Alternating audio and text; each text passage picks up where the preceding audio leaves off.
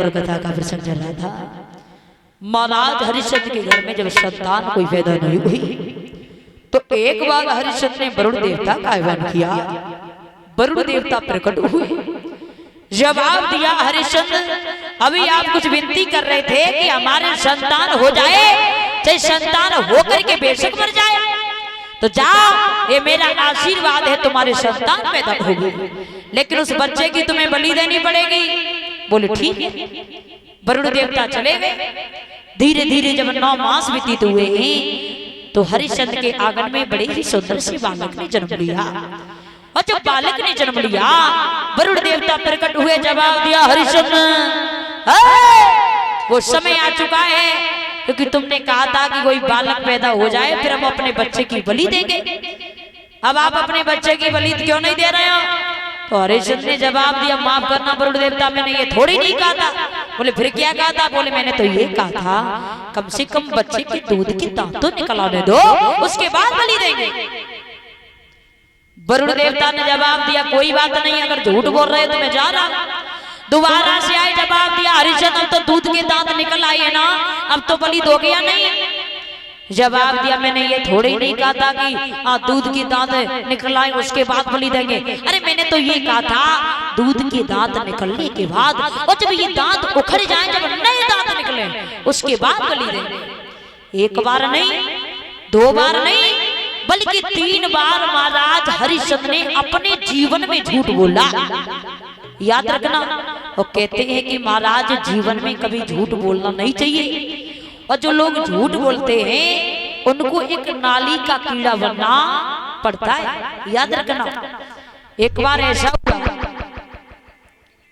कि एक बड़ा सुंदर सा हंस का जोड़ा कभी उड़ते उड़ते एक वट वृक्ष पर बैठ गया, तो कौओं की टोली वहां से चली और जाकर के उस हंस को हैरान करने लगे। जवाब दी हंसनी तो मेरी है, तू कहां से आया? तो हंस ने जवाब दिया देखो भैया तुम अपना मेर देख लो और ये हमारी हंसनी देख लो, ये हंसनी तो हमारी है। जब कौओं ने जवाब दिया भैया ऐसा नहीं होगा, ये हंसनी तो हमारी है, तुम्हें देनी पड़ेगी। बोले तो फिर पंचायत डाल लो। तो आज की डेट में अगर देखा जाए तो पंच भी ऐसे होते हैं, इन्हें थोड़ा लालच दे दो तुम्हारी बेसी पंचायत करेंगे, थोड़ा सा लालच। अगर कोई पौआबाज है तो उन्हें थोड़ा सा पौआ पिला तो वो उसी में राजी। ऐसे आज की डेट में पंच हमने देखे आंखों से। तो कौआ वहां से चले, जवाब दिया अब जा देखते हैं कि पंचायत पंच लोग करते कैसे है। देखे झूठी करते या साची करते कि लालच में आकर के ये झूठ भी बोल जाते हैं। तो कौओं की टोली वहां से चली और भी लोगों को इकट्ठा किया और एक ही बात कही कि तुम्हें वहां जाकर के और कुछ नहीं कहना है, आप सिर्फ ये कहोगे कि हंसनी कौओं की है। बोले इसके बदले में क्या दोगे? बोले इसके बदले में तुम्हारे जो पूर्वज मर चुके हैं उनके दर्शन कराएंगे। बोले ये तो बात बहुत अच्छी आपने कही, चलो हम झूठ बोल देंगे। सभी लोग गए, जवाब दिया हंस भैया ये हंसनी तो कौओं की है। हंस रोता रोता वहां से उड़ चला और जैसे ही उड़ा तो उस कौए ने आकर के रोक लिया। जवाब दिया भैया ये हंसनी तेरी है, तू ले जा। अब जो भी कौओं के साथ आए थे जवाब दिया तुम अगर हमसे झूठ बुलवाया है और इस तरीके से बोले तुम्हें क्या मतलब? तुमने कहा था ना, हमने जो कहा तुम्हारे पूर्वजों के दर्शन कराएंगे तो दर्शन होंगे। तो जवाब दिया अगर हमने झूठ बोला तो हमारे पूर्वजों के हमारे दर्शन करा। बोले ठीक है जरूर कराएंगे। कौए वहां से लेकर के चले और जाकर के उस कौए ने एक नाली में अपनी चोंच को डुबाया और कीड़े को निकाला। जवाब दिया ये देखो ये कीड़ा है ना, जो झूठ बोलेंगे उनको एक नाली का कीड़ा बन करके रहना पड़ेगा, यही तुम्हारे पूर्वज हैं। तो ध्यान रखना सज्जनों, जीवन में कभी अपनी जिंदगी में झूठ नहीं बोलना चाहिए, क्योंकि महाराज कोई पता नहीं शरीर का। अभी हम आप लोग ठीक बैठे हैं, क्या पता कुछ क्षणों बाद क्या हो जाए, क्योंकि एक बार कोई वस्तु हो उसकी वैल्यू कर सकते हैं, लेकिन इस शरीर की वैल्यू नहीं है। सगा भाई भी अपना नहीं होता है जब मुसीबत आती है, अपना सगा परिवार भी नहीं होता है जब मुसीबत आती है। इस श्वास का कोई पता नहीं कब कितने टाइम इस शरीर से जुदा हो जाए, क्योंकि कभी तो यहाँ तक कहता है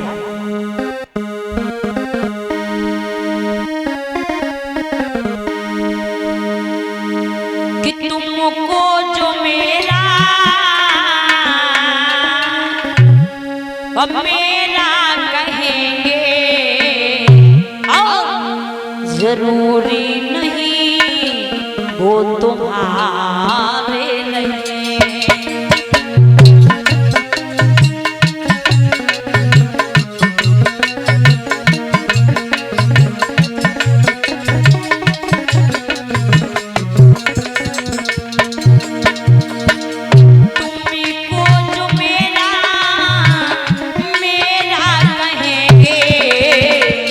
जरूरी नहीं वो तुम्हारे लगे,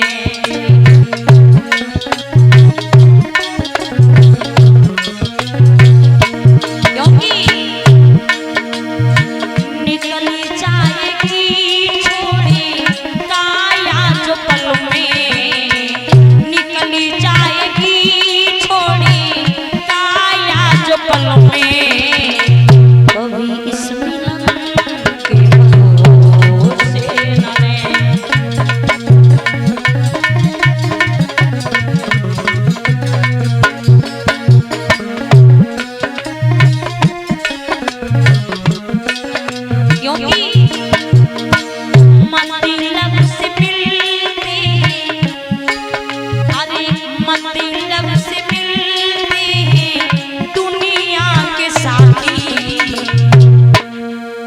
कभी इस मिलन के भरोसे न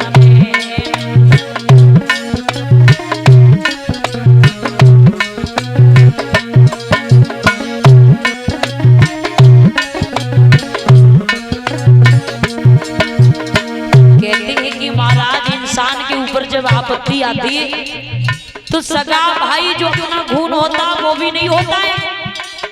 और कहते हैं कि महाराज जब आपत्ति आती है तभी ये दिख पाता है कि कौन अपना है कौन पराया है। और जब तक तुम्हारी जेब में पैसा है तो पूछने वाले परिषद जी हजार होंगे, और जब तुम्हारी जेब में पैसा नहीं होगा तो ठोकर लगाने वाले हजार होंगे। एक भाई अगर निर्धन हो, एक भाई अगर अमीर है, और अगर भरे समाज में बड़े भैया की अच्छी खासी चल रही है, अगर कहीं मीटिंग ले रहा है, अगर छोटा भैया निर्धन पहुंच गया तो अगर उसने जरा सा भी अगर किसी से एक शब्द कह दिया भैया तो ये मेरा ही है, तो बड़े समाज में कह रही भैया मेरा थोड़ी नहीं, ये परिवार का है। क्योंकि ऐसे लोग रहते हैं, क्योंकि मतलब के ये स्वार्थी, एक स्वार्थी नाते, स्वार्थ से ये सारे नाते मिलते हैं। क्योंकि ये कभी कहता है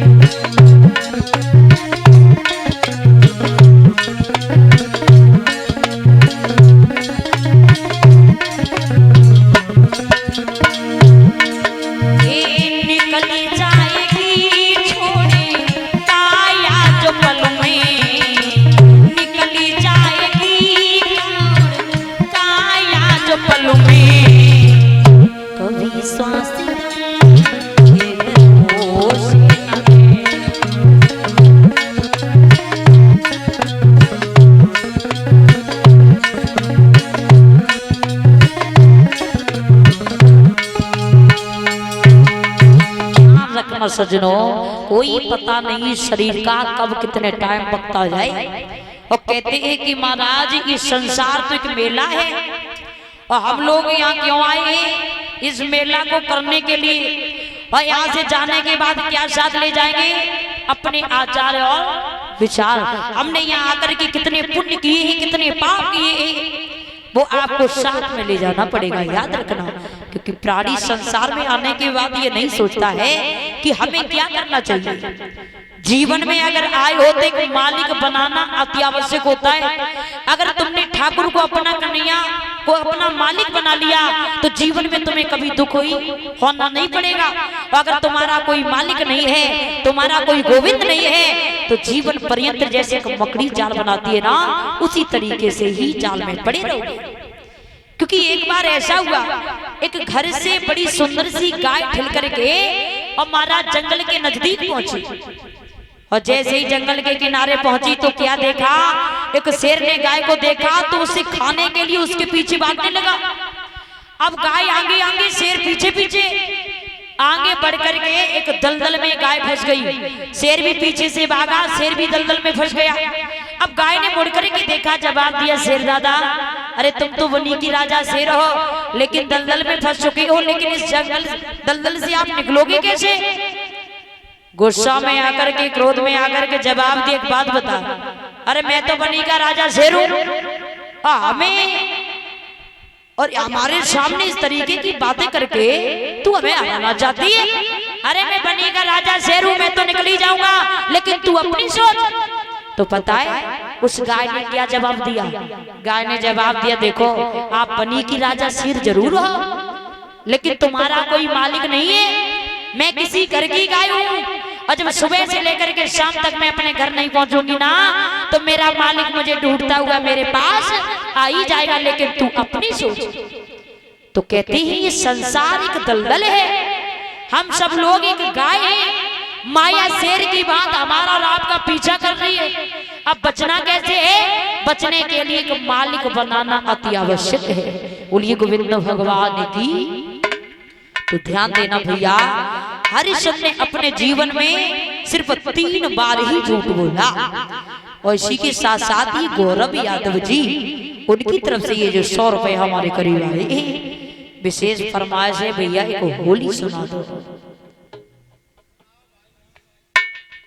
तो आओ भैया, देखते एक लाइन, ज्यादा नहीं, क्योंकि कथा भी करनी है। कथा का प्रसंग चल रहा था, इधर महाराज हरिश्चंद्र ने जब वरुण देवता से 3 बार झूठ बोला है, अंत में वरुण देवता को क्रोध आया। क्रोध में आकर के महाराज हरिश्चंद्र और वरुण देवता में घमासान युद्ध चला। युद्ध चलने के बाद वरुण देवता ने श्राप दे दिया महाराज हरिश्चंद्र को। आज श्राप दे दिया तो हरिश्चंद्र कोढ़ से पीड़ित होकर के दुखों का सामना करने लगे। बेटा रोहितास को पता चला मेरी खातिर हमारे पिताजी दुखों का सामना कर रहे हैं, तो विश्वामित्र के जो भांजे लगते थे, इनके पास 3 बेटा थे, तो जवाब दिया, भैया ऐसा करो, तुम्हारे 3 पुत्र हैं, एक बेटा हमें दे दो बलि देने के लिए। तो बड़ा वाला पुत्र तो माँ ने ले लिया, छोटा वाला बेटा पिता ने ले लिया, बीच वाला बेटा बच्चा जवाब दिया, रोहितास भैया हमारे संसार में कोई नहीं है, आप हमें ले चलो। रोहितास ने कलाई को पकड़ा, बेटा को लेकर के जैसे ही चले गए, तो आज लाला ने भगवान कन्हैया को याद किया, जवाब दिया, श्याम अब तेरे सिवा मेरा कोई नहीं है, ना तो मेरी माँ है और न ही मेरे पिता है, अब ये लाज तुम्हारे हाथों में है मेरे गोविंद, अगर तुम आज नहीं आए तो ये लाज मेरी चली जाएगी, मेरा बहुत बड़ा अपमान होगा, मुझे बलि में आज चढ़ाने के लिए रोहितास भैया जा रहे हैं। आज वो बेटा भगवान को याद करता हुआ बुरी तरीके से रोने लगा। हुआ ऐसा, आरे दीनन हितकारी श्याम अभावई कौन जन्म की डाली रे।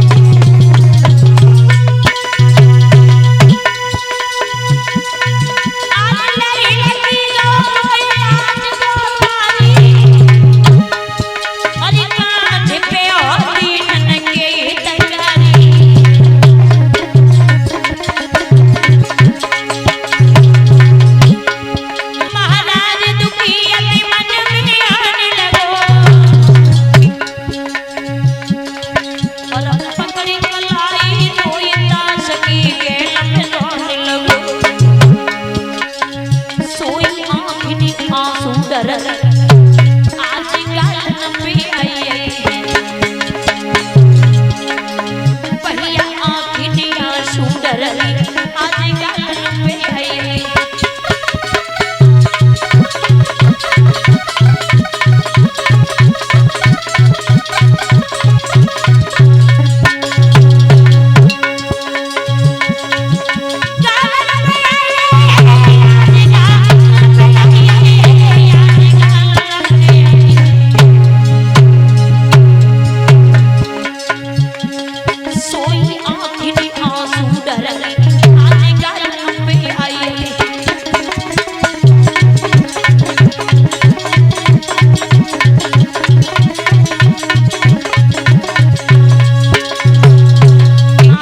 सज्जनों, जैसे ही उस बालक ने भगवान को याद किया, ये दर्द भरी पुकार जैसे ही वरुण देवता के कानों में पड़ी तो वरुण देवता प्रकट हुए। हरिश्चंद्र से जवाब दिया, हरिश्चंद्र अपने बच्चे की खातिर दूसरे के बच्चे की बलि देने के लिए जा रहा है। अरे तू इतना बड़ा दामी राजा है, तेरा नाम सुना, लेकिन आज तू ये क्या कर रहा है? लेकिन जा, आज तो तुम्हें छोड़ रहे हैं, लेकिन आज से ये प्रण कर लो कि जीवन में हमारे प्राण क्यों न चले जाए, लेकिन कभी झूठ नहीं बोलेंगे। हरिश्चंद्र ने दोनों हाथ जोड़े जवाब दिया, माफ करना भगवान, हमें पता है कि हमसे बहुत बड़ी गलती हुई है और गलती होने के नाते हम क्षमा मांग रहे हैं कि जाओ, आज से मैंने ये संकल्प किया है कि जीवन में हमारे प्राण क्यों न चले जाएं, लेकिन जिंदगी में कभी झूठ नहीं बोलेंगे। तो पहले ये बहुत बड़े झूठा राजा थे, यही से महाराज हरिश्चंद्र का नाम पड़ता है सत्यवादी राजा हरिश्चंद्र। अब आइए देखते हैं कैसे हुए हैं महाराज हरिश्चंद्र। बड़े ही अच्छे राजा हुए हैं, प्रजा में किसी भी बात का कष्ट नहीं है, कोई कलेश नहीं है, बड़े ही प्यार से राज्य चला रहे हैं। एक बार ऐसा हुआ कि विश्वामित्र और वशिष्ठ जी में कुछ चर्चाएं चल रही थी, तो वशिष्ठ जी अपने शिष्य हरिश्चंद्र की प्रशंसा करते हुए बोले हैं विश्वामित्र से कि हमें अपने शिष्य पर बड़ा अभिमान है, घमंड है कि मेरे शिष्य हरिश्चंद्र जैसा दानी राजा अभी तक हुआ नहीं। तो विश्वामित्र ने जवाब दिया है, वशिष्ठ जी तुम्हें एक बात बता दूं, जब सावन और भादों के दिन आते हैं तो छोटी छोटी नदियां और तालाब भी उफान भरते हैं। अगर तुम्हें अपने शिष्य पर घमंड अभिमान है तो आदेश करो, हम तुम्हारे शिष्य हरिश्चंद्र की परीक्षा लेंगे। बोले चले जा।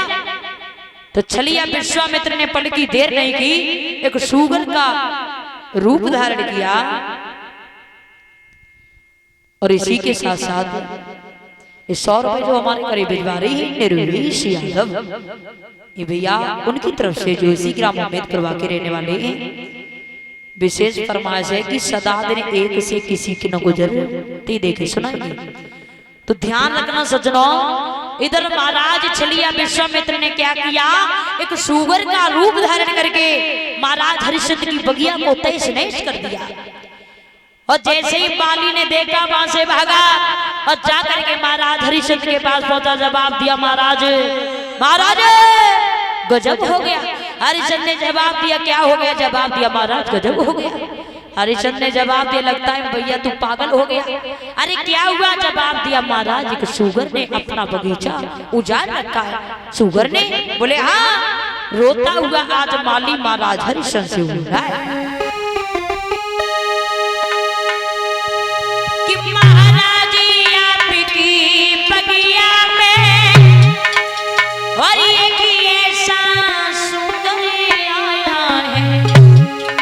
और मेहनत से बागी और लगाया था, आज सारा ही तो उजाला है।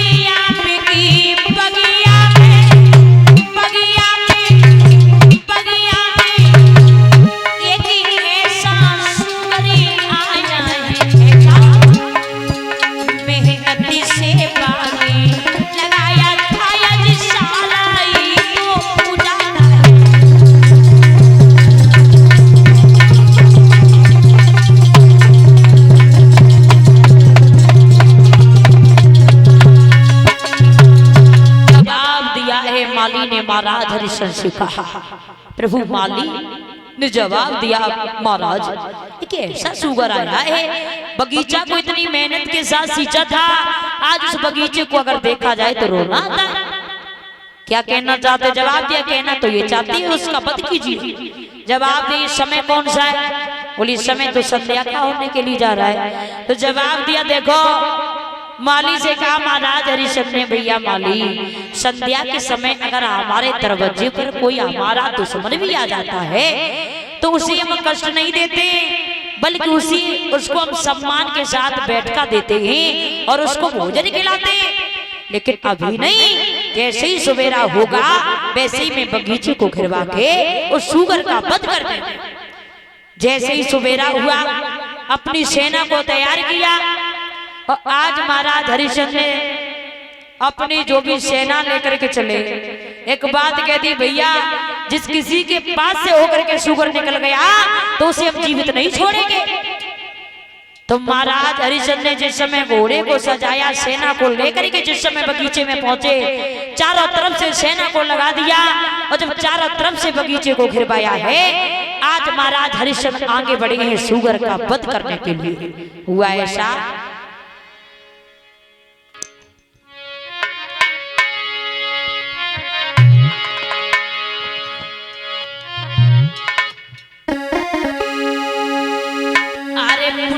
महाराज तीर चला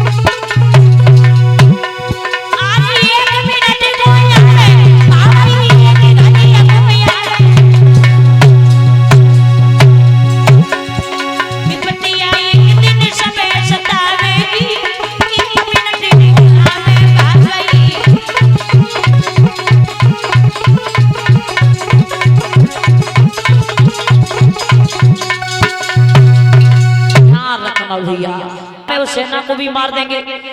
तो महाराज छलिया विश्वामित्र ने क्या किया, हरिश्चंद्र के पास से होकर के निकल गए और एक जाड़ी में छिप करके संत का रूप धारण किया, हरिश्चंद्र के सामने आ गया। जवाब दिया, महाराज इस नगरी में कोई हरिश्चंद्र दानी राजा है? जवाब दिया, हरिश्चंद्र तो मैं ही हूँ। जवाब दिया, आप हो नहीं सकते, यहाँ क्या कर रहे थे? बोले सुगर का वध करने आए थे। क्यों आए थे? बोले बगीचे को तहस नहस कर दिया। छलिया विश्वामित्र ने जवाब दिया, तुम्हारे संग नहीं हो सकते हो। अरे सुगर ने अगर मानते बगीचे को तहस नहस कर दिया, अगर तुम मार दोगे तो क्या बगीचा पुनः हरा भरा हो सकता है? अरे तुम नहीं हो हरिश्चंद्र। दोनों हाथ जोड़े जवाब दिया, हमसे भूल हो गई, मैं ही हरिश्चंद्र हूँ। क्या आशा है तुम्हारी? जवाब दिया, तो हमने तो नाम सुना है, हमारी बेटी शादी के योग्य है। और उसके विवाह के लिए कुछ धन की आवश्यकता है। जवाब दिया आप हमें दरबार के लिए चलो। क्यों? दरबार में क्या है? जवाब दिया महाराज यहाँ तो मेरे पास कुछ भी नहीं है। चलिए विश्वामित्र ने जवाब दिया हरिश्चंद्र, जहाँ घर का मालिक होता है वहां तो उसके हाथ में सब कुछ होता है, दरबार में हम क्या करेंगे, आप हमें यही दो। तो हरिश्चंद्र ने जवाब दिया मांग लो। त्रिवाचा के साथ कहा कि जाओ आप जो मांगोगे मैं वही दूंगा, वही दूंगा, वही दूंगा। तो चलिए विश्वामित्र ने जवाब दिया अगर ज्यादा कुछ तो नहीं मुझे चाहिए, देना चाहते हो तो सिर्फ अपनी कुंजी और लगाम को दे दो। बोले जाओ ये कुंजी और लगाम आपकी रही। बोले दक्षिणा जो शेष रह गई वो आप हमें दरबार में देना। बोले ठीक है। दरबार में जैसे ही पहुंचे हैं बड़े सुंदर से आसन पर बिठाया, जवाब दिया भगवान अब आप मांग लो, दक्षिणा जो शेष बची है उस दक्षिणा में क्या चाहिए। तो चलिए विश्वामित्र ने जवाब दिया अगर हमें दक्षिणा देना चाहते हो तो ज्यादा कुछ तो नहीं चाहिए, दक्षिणा में बस 60 बार सोना दे दो। कितना? 60 बार सोना दे दो। बोले ठीक है। आदेश किया है महाराज हरिश्चंद्र ने और कहा कि भैया बहुत जल्दी खजांची को बुलाया, इस 60 बार सोना निकाल करके इन ब्राह्मण जी के हाथों में दे दो। हुआ ऐसा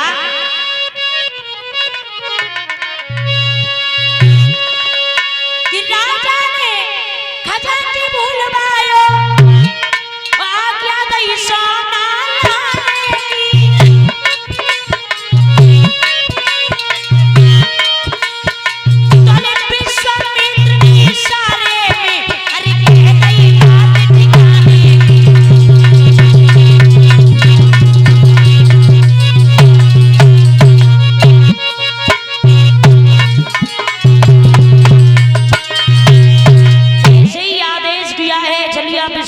देख रहे हैं। हरिश्चंद्र ने खजांची को बुलाया, हंसने लगे। विश्वामित्र ने जवाब दिया क्या कह रहे हो, ये खजांची बुला रहे हो, कुंजी लगाम तो पहले ही दे चुके हो, लेकिन अब तुम्हें बात नहीं पता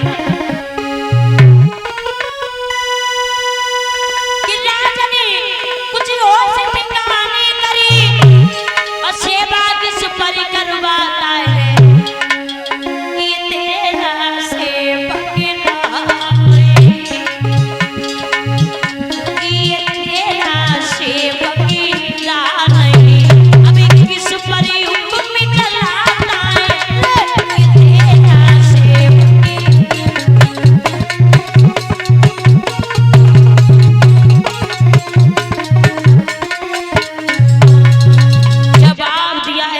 विश्वामित्र ने कहा महाराज हरिश्चंद्र कुंजी लगाम तो आप पहले ही दे चुके हो, अब ये आदेश करने का आपका दायित्व तो नहीं बनता है, ये राज्यपाट तो सब मेरा है।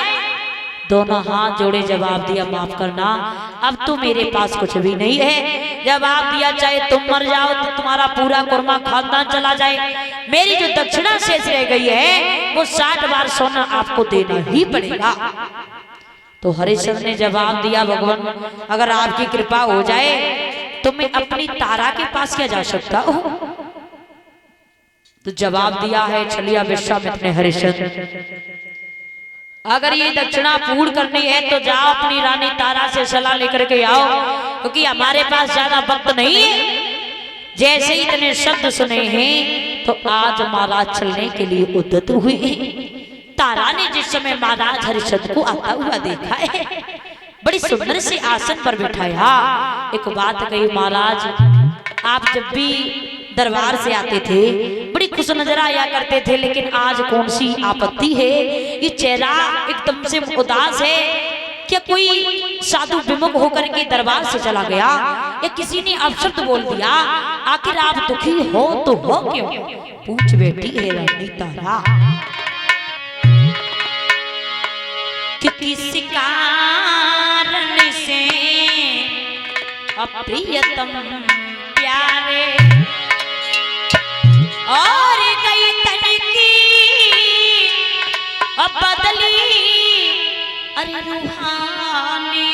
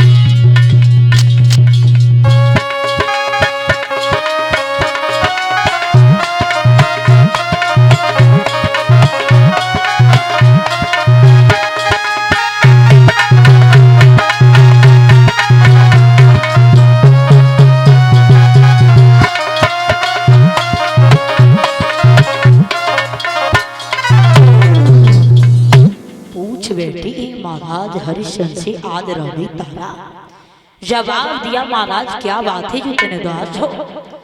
तो हरिश्चंद्र ने आंखों में आंसू लेकर के जवाब दिया, तारा मत पूछो दासी का कारण। एक संत जी ने आकर के अपना राजपाट ले लिया है, राज जाने का इतना दुख। जवाब दिया, तारा राज जाने का दुख नहीं है, उनकी दक्षिणा जो शेष रह गई वो मैं कहां से दूंगा? तारा ने जवाब दिया, महाराज कोई बात नहीं, अरे राजी तो चला गया, हम 3 प्राणी हैं, बिक जाएंगे लेकिन उनका ऋण जो है वो अदा कर देंगे, लेकिन भूल कर भी आप ही चिंता मत करना। हरिश्चंद्र ने जवाब दिया, वाह जी वाह, धन्य हो रानी तारा, तुम जैसी नारियों से ये पृथ्वी टिकी हुई है। हम तो ये नहीं समझते थे कि हमारी तारा मेरा इतना साथ दे देगी। तारा ने जवाब दिया, चलिए जो भी संत जी आए हैं उनसे जाकर के कह दो कि हम 3 प्राणी हैं, बिकने के लिए तैयार हैं और हमें बेचने के लिए ले चलो। हरिश्चंद्र ने सारी बात बताई। आज छलिया विश्वामित्र साथ हुए, राजसी वस्त्रों को उतार करके सन्यासी वस्त्रों को धारण किया है और जिस समय चलने के लिए उद्यत हुए तो आज हरिश्चंद्र ने दोनों हाथ जोड़िए, तीनों प्राणी झुक करके अपनी जन्मभूमि को नमन किया। नमन करने के बाद जैसे ही आगे बढ़े हैं तो क्या देखा है महाराज, प्रजा के लोग भागने लगे। जवाब दिया, महाराज अरे आप हम लोगों को इतना चाहते थे, इतना प्यार, इतना दुलार देते थे, आज के बाद हमें चाहने वाला कौन होगा? हमें भी साथ ले चलो। अगर तुम्हारे ऊपर मुसीबत है और तुमने मुझे प्यार दुलार दिया तो दुखों में सामना आपका हम भी करेंगे। जैसे ही इतने शब्द सुने हरिश्चंद्र की आंखों से अश्रु की धारा बह निकली, गालों पर लकीर बनाते हुए आंसू जमीन में समाने लगे। आगे बढ़कर के चलिए विश्वामित्र से कहा, भगवान आप हमें कितना भी कष्ट दे लो लेकिन मुझे कोई भी दुख नहीं है, लेकिन हमारी प्रजा के लोगों को कभी कष्ट मत देना, क्योंकि मैंने अपनी प्रजा को बड़ा दुलार किया है। और रोकर के महाराज हरिश्चंद्र बोले, प्रभु जाते जाते आपसे सिर्फ मेरी एक विनती है, एक प्रार्थना है। और बोले कि एक विनती है नाती हमारी, अगर हो बे मेरी तुम्हारी, एक विनती है नाती हमारी।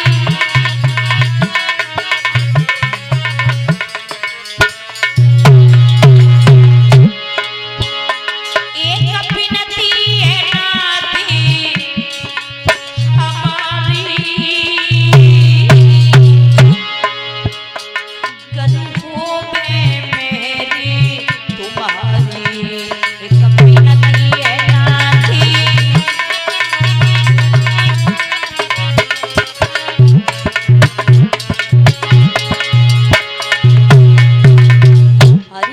दोनों हाथ जोड़े जवाब दिया, भगवान आप हमें कितना भी दुख दे लो, कितना भी सता लो, लेकिन हमारी प्रजा के लोगों को कभी कष्ट मत देना, क्योंकि ये हमारा कोई आदेश नहीं है, बस जाते जाते एक छोटी सी विनती है, प्रार्थना है।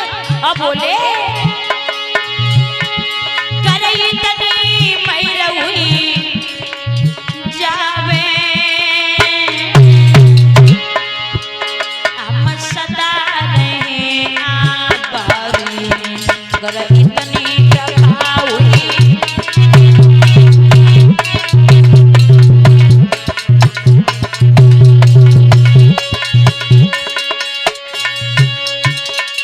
रखना सजनों, इधर हरिश्चंद्र ने दोनों हाथ जोड़े। चलिए विश्वामित्र ने जवाब दिया, हरिश्चंद्र तुम यहाँ के कोई राजा नहीं हो, अब यहाँ का राजा तो मैं हूँ। जवाब दिया, भगवान मैं कहाँ कह रहा हूँ कि मैं राजा हूँ, यही है कि हमारे प्रजा के लोगों को कभी कष्ट मत देना।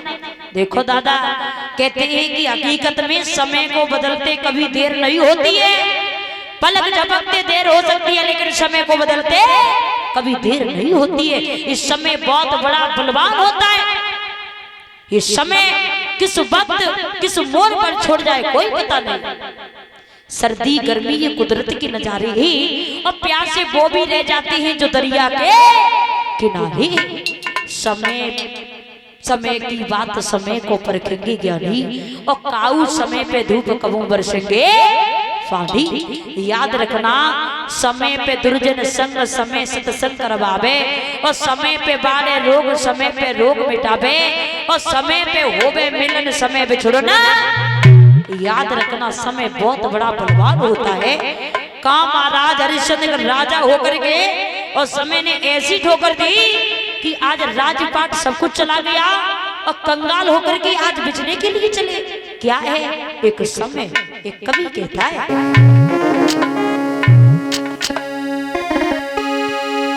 कि सदा दिन एक से और किसी के न गुजरते देखे, सदा दिन एक से किसी के न गुजरते देखे।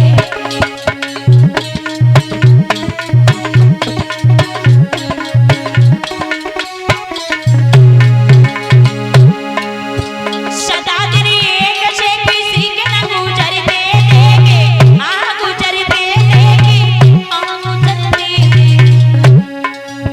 इंसान दुनिया में चढ़ते उतरते देखे, सदा दिन एक से किसी के न गुजरते देखे।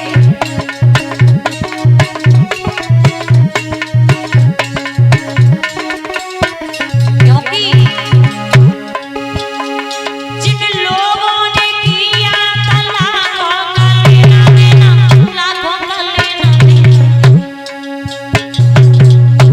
लेकिन एक बार ऐसी समय ने ठोकर दी कि जो लोग महाराज इतने बड़े धनवान थे, इतने बड़े सेठ थे, जिनके पास रोजीना लोग पैसा उधार लेने के लिए आते थे, लेकिन एक बार वो समय आ गया, ऐसा कंगाल बना दिया उसी इंसान को।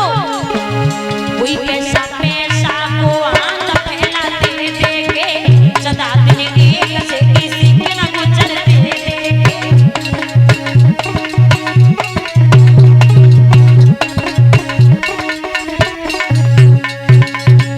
बहुत बड़ा समय बलवान होता है, याद रखना भैया। एक कवि ने तो यहाँ तक वर्णन किया है, और क्या?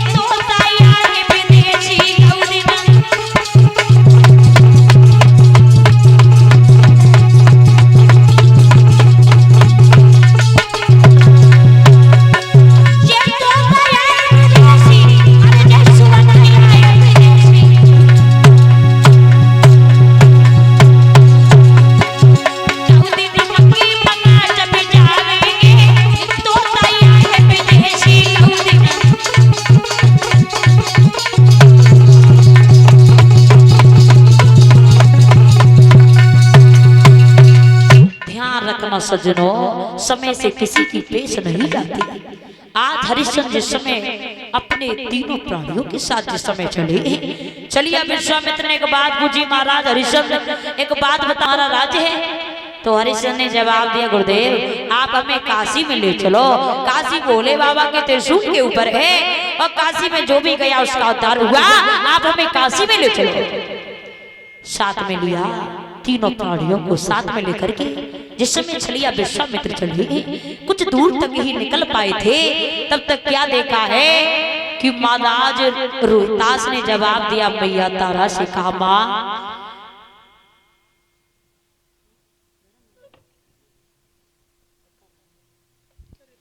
बोले गोविंद भगवान की। तारा से महाराज बेटा रोहितास ने जवाब दिया, मां अरे काशी नगरिया कितनी दूर है मां, अब तो हमसे चला भी नहीं जाता है, क्योंकि हमारे पैरों में छाले पड़ चुके हैं मां। तारा ने जवाब दिया, लाला अरे काशी नगरिया और थोड़ी देर की बात है, वो काशी नगरिया पहुंचने वाले हैं। लाला आप थोड़ी देर और रुको। अपने लाला को गोदी में उठाया, मैया चल दी। जैसे ही कुछ समय बाद जमीन पे उतारा, थोड़ी दूर बेटा रोहतास निकल पाया था, तब तक लाला बेहोश होकर के जमीन पर गिर गया। चलिए विश्वामित्र ने जवाब दिया है, महाराज हरिश्चंद्र एक कमंडल से जल अपने बेटा को पिला दो। अगर ये लाला चला गया तो तुम्हारी औकात नहीं बनी है जो तुम हमारे ऋण को अदा कर लो। जैसे ही इतने शब्द सुने हरिश्चंद्र रोने लगे, मन में विचार किया अगर जल पिला दिया तो मेरा धर्म ही चला जाएगा। आज अपने बेटे को उठाया, कभी हवा करते, कभी गोदी में लिटाते, कभी जमीन पर पड़ते। यहाँ तक हुआ कि कुछ समय बाद उस बेटा रोहतास को कुछ होश आया, और जैसे ही छलिया विश्वामित्र ने आगे कमंडल किया है, जवाब दिया, लाला ये पानी पी लो। रोहतास ने दोनों हाथ जोड़े जवाब दिया, गुरुदेव ये जल की बात कर रहे हो ना, जब तक हमारे पिता का राज रहेगा, जब तक हमारे पिता की सीमा रहेगी, पानी तो बहुत बड़ी बात है, मैं पानी की तरफ देखूंगा नहीं। और बेटा रोहतास आज बोला है क्या,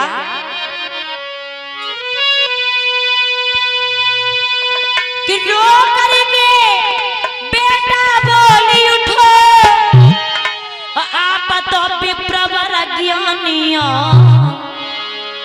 पानी की हमें जरूरत क्या, हम खुद ही पानी पानी है।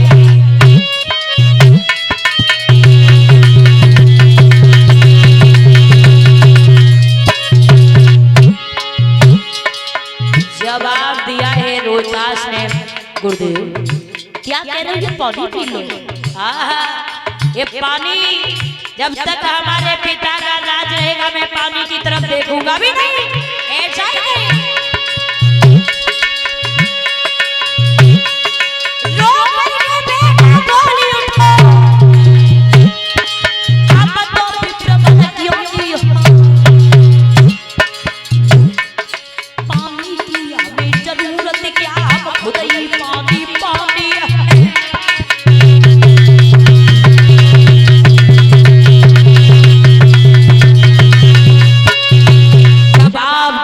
रोहतास ने कहा है, आज गुरुदेव तो पानी की बात कर रही हो ना, कि रो करके बेटा बोली उठो, और आप तो विप्रवर ज्ञानी हो, और पानी की हमें जरूरत क्या, हम खुद ही पानी पानी। जब तक हमारे पिता का राज रहेगा, मैं पानी की तरफ देखूंगा भी नहीं। आज लाला को गोदी में उठाया, हरिश्चंद्र वहां से चल देते थे। आइए अब सभी भक्त मिलकर के एक छोटा सा भजन बोलेंगे, क्योंकि कथा में जरूरी होता है संकीर्तन बोलना, और कथा ही सुनते रहोगे तो बहुत जल्दी आलस भी आता है ना। तो सभी भक्त मिलकर के नहीं आया तो ध्यान रखना सज्जनों, अंत में महाराज हरिश्चंद्र बड़े उदास हो रहे, अगर हमें कोई खरीदने वाला नहीं आया तो इनका ऋण हम कैसे दे पाएंगे। जैसे ही इतने शब्दों को सोच करके महाराज हरिश्चंद्र उदास हुए हैं, तब तक क्या देखा कि कालू मैत्र ने आकर के हरिश्चंद्र का मोल कर लिया। तो जवाब दिया, इस पुरुष का क्या मोल है, जवाब दिया अब 20 बार सोना, जवाब दिया इसे हमें दे दो। कालू मैत्र को जैसे ही देखा, दोनों हाथ जोड़े जवाब दिया, भैया। हरिश्चंद्र ने कहा, भैया तुम हमें खरीद लो, क्योंकि हमारे ऊपर इतना ऋण है, अगर मैंने इन ब्राह्मण जी का ऋण अदा नहीं कर पाया तो मैं बहुत बड़ा पापी बनूंगा। इसलिए आज आपसे एक विनती है, आप हमें घर ले जाकर के जो भी सजा देना, जो भी काम देना, वो मैं करता रहूंगा, लेकिन आज आप हमें खरीद लो। आज हरिश्चंद्र एक राजा होकर के कालू मैत्र के सामने हाथ जोड़ करके खड़े हैं। क्या है, एक शब्द कि राजा ने कही अमर घटिया से, अमोए घटिया का मध्य दीजो, और का उतरे से ब्राह्मण के ऋण से उतर कर दीजो।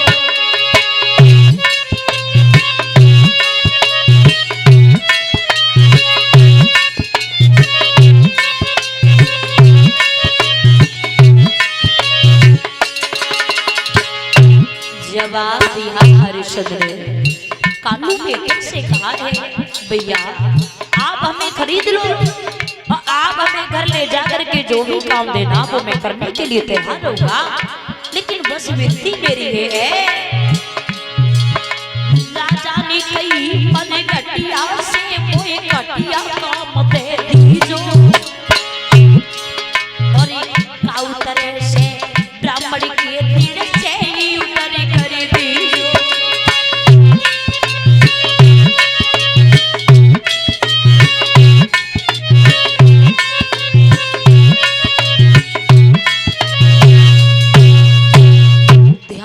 सजनों जिस समय हरिश्चंद्र ने विनती की है तो आज कालू मेत्र ने महाराज हरिश्चंद्र को खरीद लिया। एक ब्राह्मण ने आकर के रानी तारा बेटा रोहितास को खरीद लिया और जब रानी तारा बेटा रोहितास ब्राह्मण के यहाँ चले और इधर महाराज हरिश्चंद्र कालू मेत्र के घर जब चलने के लिए तैयार हुए तो हरिश्चंद्र की आंखों से अश्रु की धारा बह निकली। जवाब दिया तारा अरे दुनिया का इंसान कहते हैं कि इंसान के ऊपर कितनी भी आपत्ति आ जाए मुसीबत आ जाए लेकिन धर्म की पत्नी को कोई बेचता नहीं है, लेकिन मैं कितना बड़ा पापी हूँ रानी तारा मुझे माफ करना। तारा ने जवाब दिया महाराज ये बात आपने अभी कही सो कही, ये दोबारा से अपनी जुबान पर मत लाना क्योंकि ये पत्नी आपकी है, अधिकार आपका है। लेकिन महाराज तुम्हें एक बात नहीं पता है। तारा समझाती हुई महाराज हरिश्चंद्र से बोली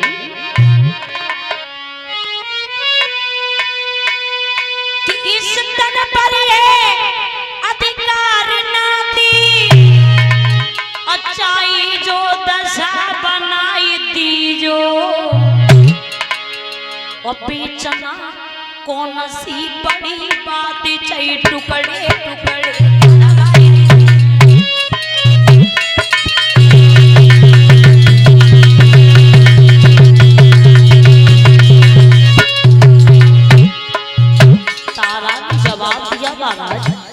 ये रानी तारा आपकी है, ये शरीर आपका है, अधिकार आपका है, इसे टुकड़े टुकड़े में विभाजित क्यों ना कर दो, लेकिन ये दोबारा से मत कहना।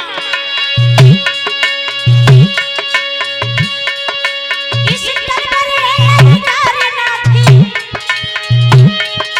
चाहे जो दशा बनाई बेचना कौन सी बड़ी बात चाहिए टुकड़े टुकड़े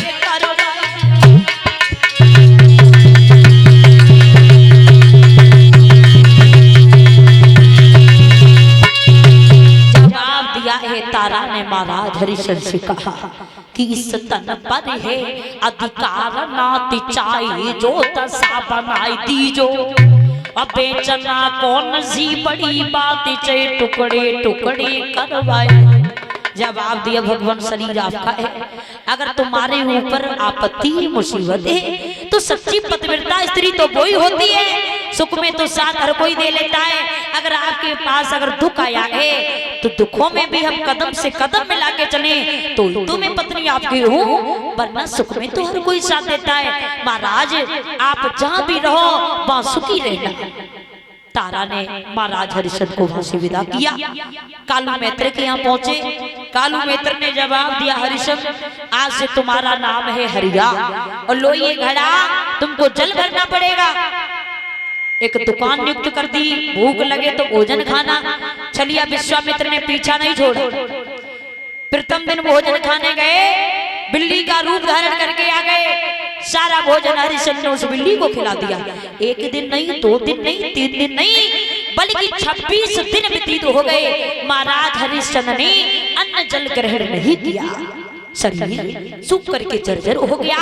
अब इतनी भी शक्ति नहीं है, सामर्थ्य नहीं है, ताकत नहीं है जो महाराज पानी भी भर के घर तक ले आए। एक बार चले हैं जल भरने के लिए तो पानी तो भर लिया, लेकिन महाराज अब उस घड़े को उठवाए कौन?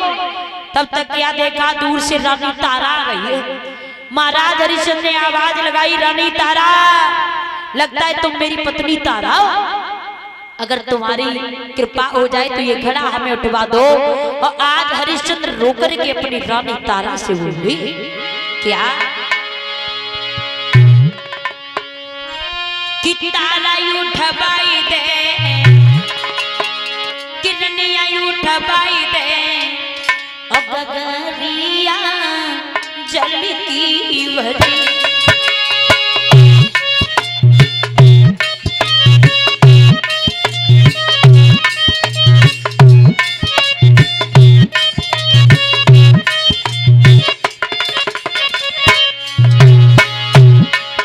जवाब दिया है हरिश्चंद्र ने रानी तारा, आखिर तुम पत्नी तो मेरी हो ना, अब हमारे शरीर में इतनी ताकत नहीं है तारा जो ये गला में उठा लूं।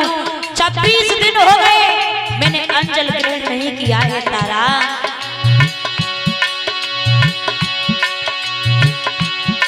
तारा उठबाई दे गगरिया जल की भरी।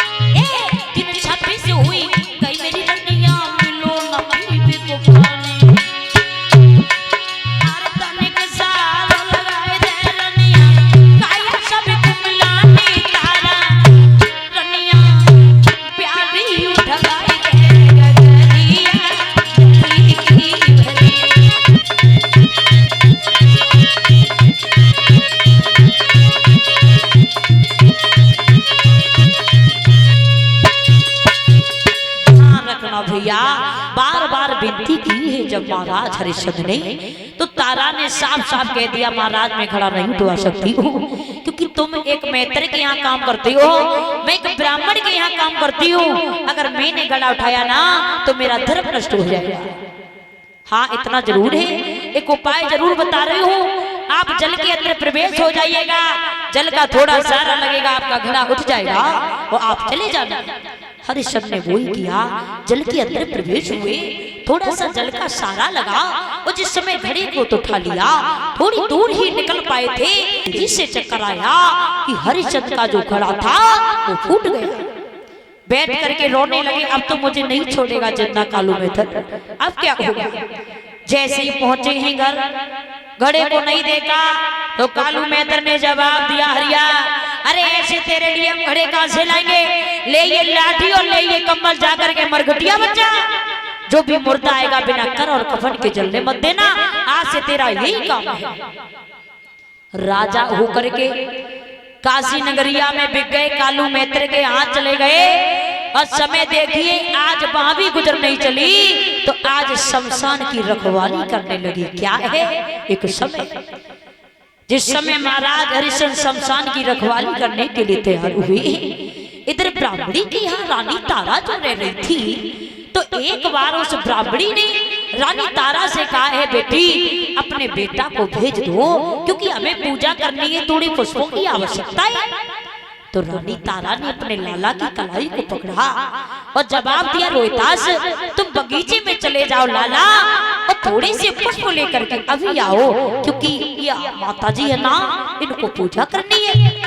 लाला ने नन्हे नन्हे हाथों से छवड़िया को उठाया, अपनी मैया की बात को मान करके आज लाला रोहितास चलने के लिए उद्यत हुआ। ऐसा कि माती की बातन पे डलिया तन पे अकुमरी चलो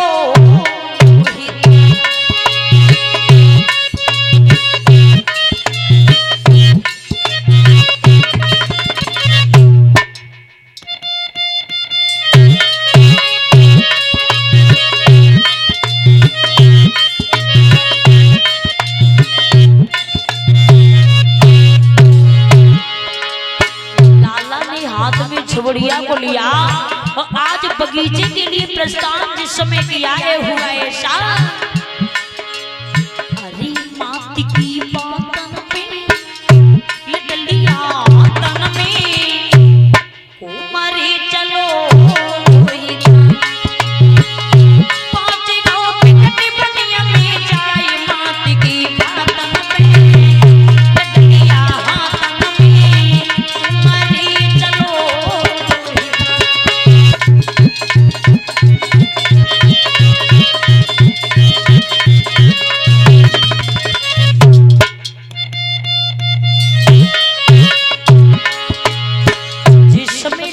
बगीचे में पहुंचा है।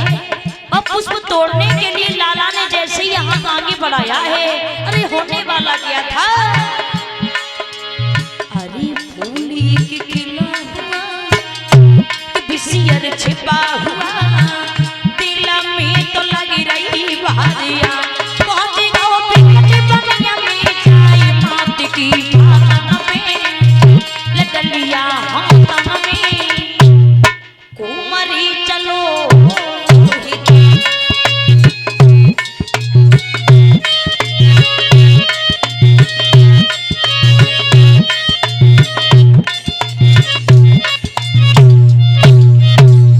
ध्यान रखना सज्जनों, बेटा रोहितास जिस समय बगीचे में पहुंचा है, लाला ने जैसे ही पुष्प को तोड़ने के लिए हाथ आगे बढ़ाया, छलिया विश्वामित्र को कहां चैन था, एक सर्प बन करके लाला की उंगली को काट लिया।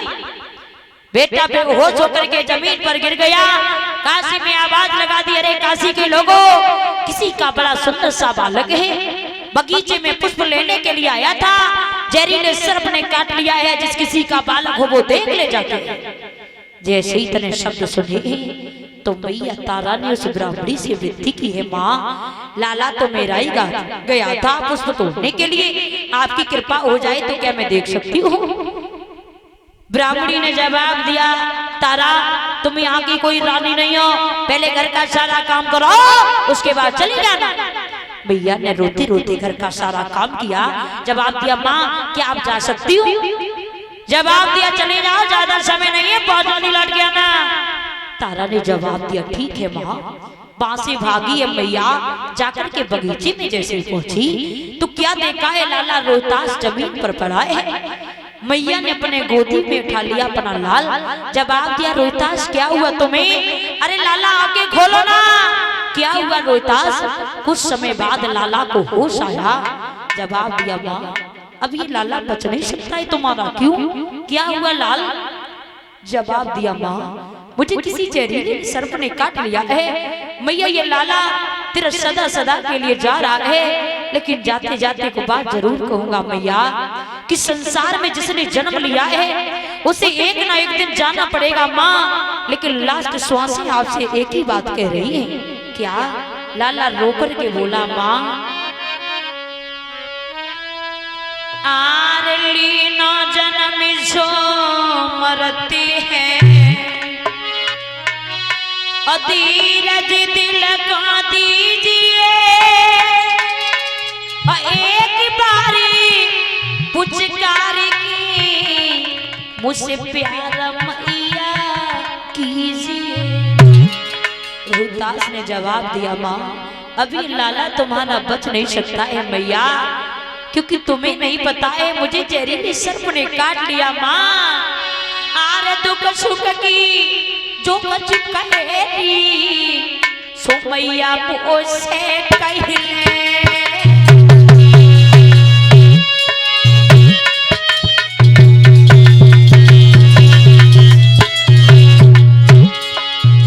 रोहितास ने जवाब दिया, माँ ये लाला बच नहीं सकता है। मैया क्या कहना है, ये लाला से जो भी कुछ कहना है कह लो मैया, ये कुछ ही क्षणों का लाला है तेरा। माँ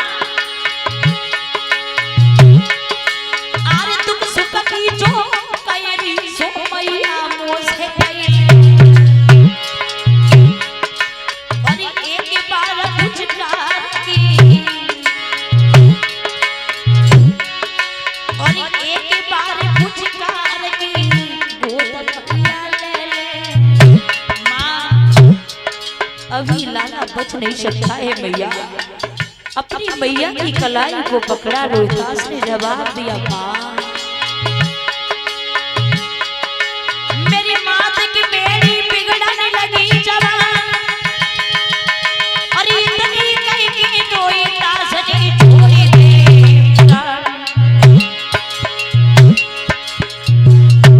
भैया मटिया ले गई पड़ी की सबा से मिगोए, भैया मटिया ले गई पड़ी की सबा से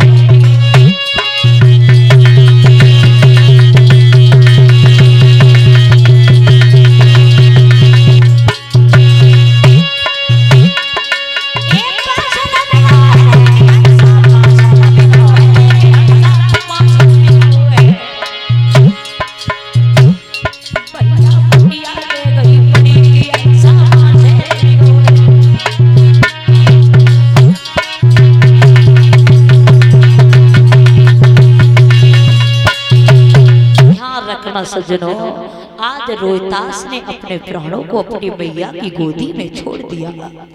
मैया ने अपने लाला को जैसे ही देखा है, मैया ने गोदी में उठा लिया, जवाब दिया, रोहितास इस माँ को छोड़ करके कहाँ चले गए लाला?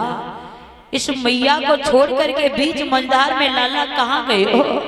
और याद रखना भैया, उस मैया के दिल से पूछो जिनका लाला सदा सदा से उस माँ को छोड़ के चला गया हो, क्या गुजरती उस माँ के दिल पर?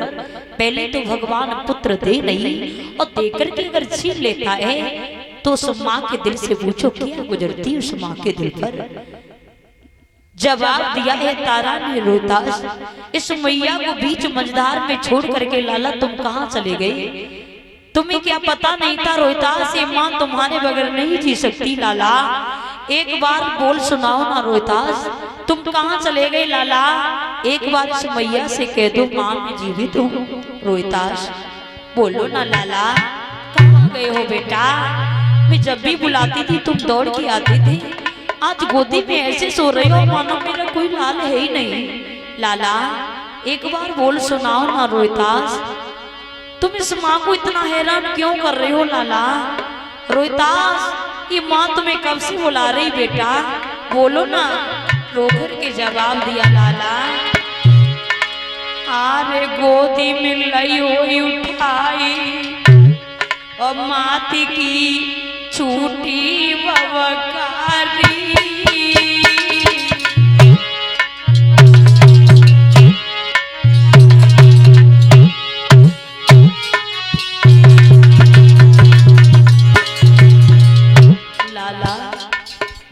माँ को छोड़ के तुम चले गए हो ना, कि तुमने ये नहीं सोचा था इस माँ का क्या हाल होगा? रोहितास रोहितास एक बार बोल सुनाओ ना।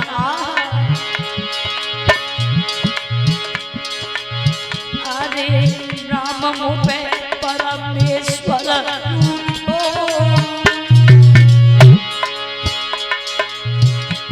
मुझे लवे लला छिनाए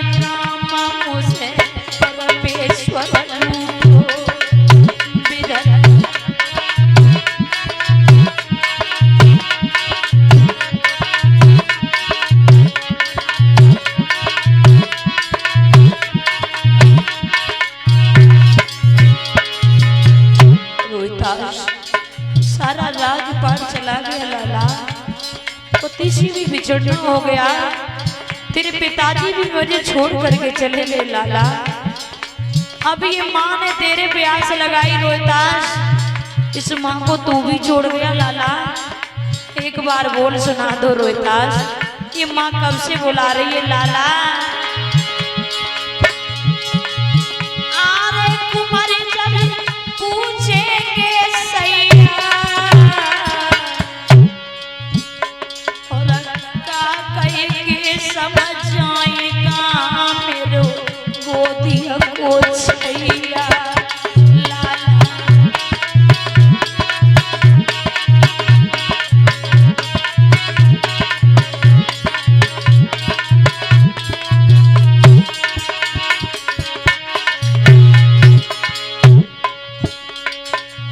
अरे लला ने बोल सुनाई दीजे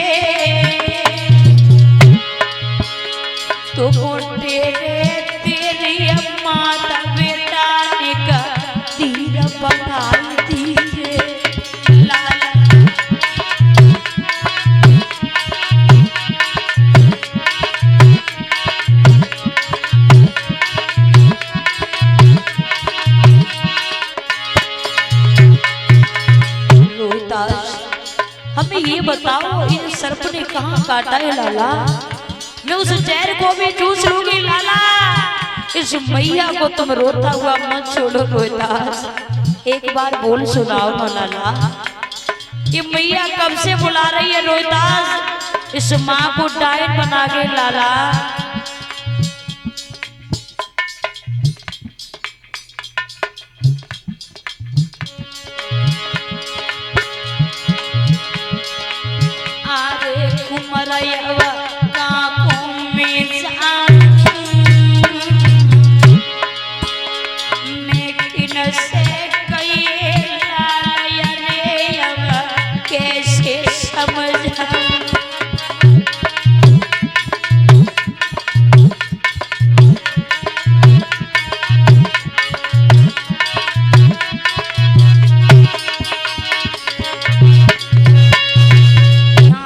भैया आज तारा का रोते रोते बुरा हाल है।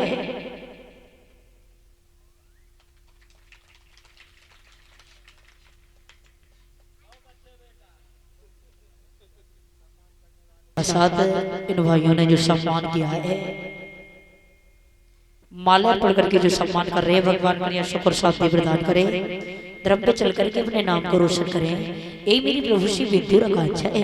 बोलिए तो सल भगवान की। आज तारा ने अपने लाला को गोदी में लिया, कभी गोदी में लिटाती है तो कभी जमीन पर लिटाती है, कभी मुंह में मुंह रख करके आज मैया बुरी तरीके से रो रही है। जवाब दिया रोहिदास, कहाँ गए लाला? इस मैया को एक बार बोल सुनाओ ना रोहिदास। इस मैया को आप डायन बना करके चले गए, संसार के लोग हमें जीने नहीं देंगे लाला। ये कहेंगे कि इस माँ ने अपना लाली खा लिया बेटा। इस माँ को एक बार बोल सुना दो रोहिदास। और मैया तारा रो करके बोली है,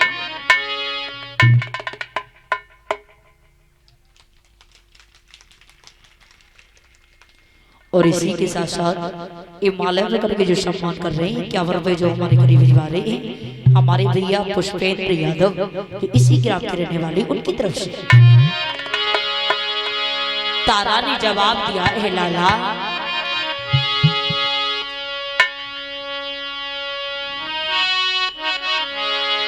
आरे मुंह पे मुंह धरी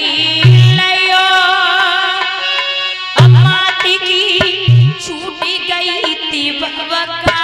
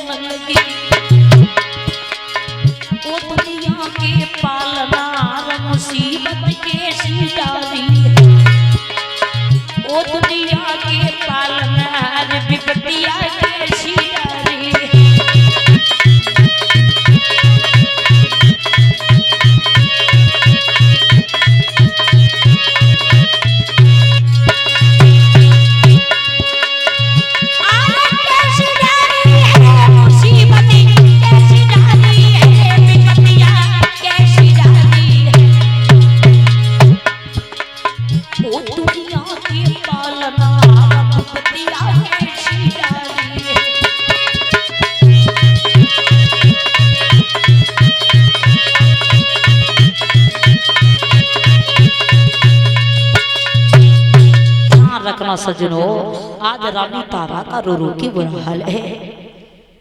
इधर मालिनी ने आकर के मार